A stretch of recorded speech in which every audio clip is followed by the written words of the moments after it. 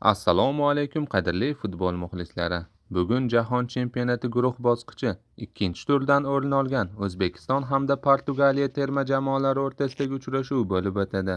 Uzoq kutilgan bahs O'zbekiston vaqti bilan soat 22:00 da boshlanadi. Biroz avval tashkil etilgan matbuot anjumanida bosh murabbiy Fabio Cannavaro va jamoamiz sardori Eldor Shomurodov ishtirok etib quyidagi fikrlarni bildirishdi. Fabio Cannavaro: raqibimiz jahon chempionatidagi eng kuchli jamoalardan biri hisoblanadi. Agar Portugaliya jamoasini tahlil qilib ko'rsangiz, ularning qanotlarida juda kuchli futbolchilari bor.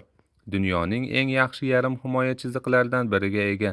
Shuningdek, futbol tarixidagi eng yaxshi futbolchilardan biri ham shu jamoada o'ynaydi. Shunday ekan, bu o'yin oson bo'lmaydi. Lekin biz jahon chempionatidamiz. Jamoa sifatida harakat va mehnat qilishimiz zarur. Chunki ijobiy natija bilan maydonni tark etishning yagona yo'li shu. Biz Portugaliyaning futbol falsafasini o'rganishga harakat qildik. Ular doimo to'p nazorati orqali o'yinni boshqarishni yoqtirishadi. Shuningdek, uchrashuvni juda faol boshlashga intilishlarini ham bilamiz. Chunki imkon qadar tezroq o'yinni o'z foydasiga bo'lishni, himoyani yorib o'tishni istashadi. Shundan kelib chiqib, biz ham bunga tayyorgarlik ko'rdik. O'z rejamiz va strategiyamiz bor va maydonda aynan o'z o'yinimizni namoyish etishga harakat qilamiz. Futbol shunday o'yin.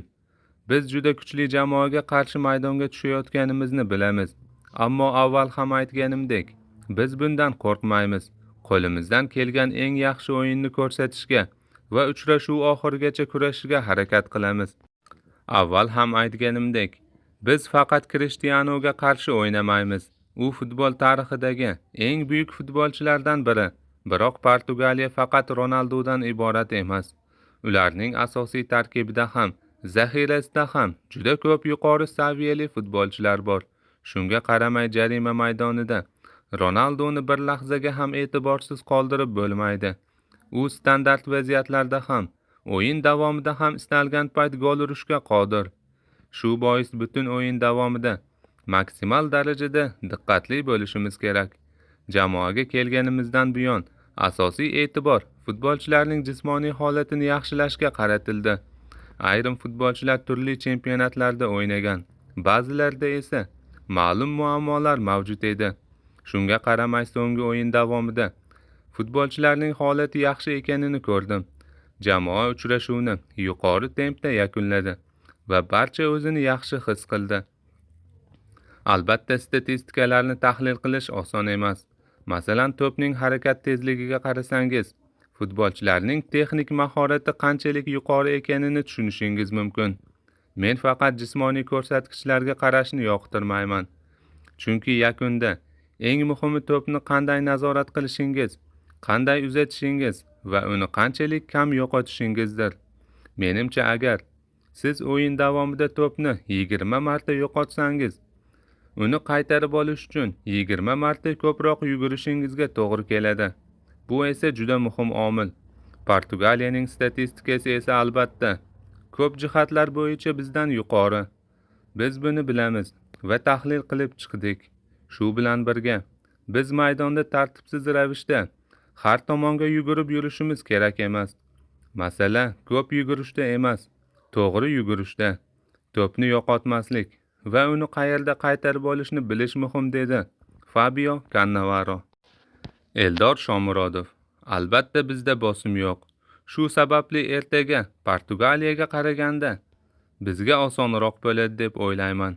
Bizda ajoyib jamoa shakllangan. Birinchi o'yindan keyin bizda ishonch shakllangan. Biz allaqachon debyut qilib bo'ldik. Ertaga yaxshi natija uchun maydonga chiqamiz. Biz raqibimizning birinchi turdagi o'yinining natijasiga ahamiyat bermadik. Bu haqida hozir o'ylashning payti emas. Balki 3-turdan keyin buni muhokama qilarmiz. Hozir biz uchun eng asosiysi ertangi bahs. Kolumbiyaga qarshi birinchi bo'limda murabbiy ko'rsatmalarini to'liq bajara olmaganimiz evaziga xatolar kelib chiqdi deb o'ylayman. Ertaga bunday xatolarni takrorlamasdan o'z o'yinimizni ko'rsatishga, to'pni ko'proq nazorat qilib, vaziyatlar yaratishga harakat qilamiz. Hammasi yaxshi. Hayajon bo'lishi tabiiy, biroq maydonga chiqqan birinchi daqiqamizdayoq bu esdan chiqadi. Biz Abbos bilan klubda ham birga o'ynaymiz, mashg'ulotlarda ham doimo birgamiz. Shu sababli ham bir-birimizni o'zaro yaxshi tushunamiz desam bo'ladi. Eng muhimi, bir jamoa bo'lib, yaxshi natijani qo'lga kiritishga harakat qilamiz dedi Eldor Shomurodov.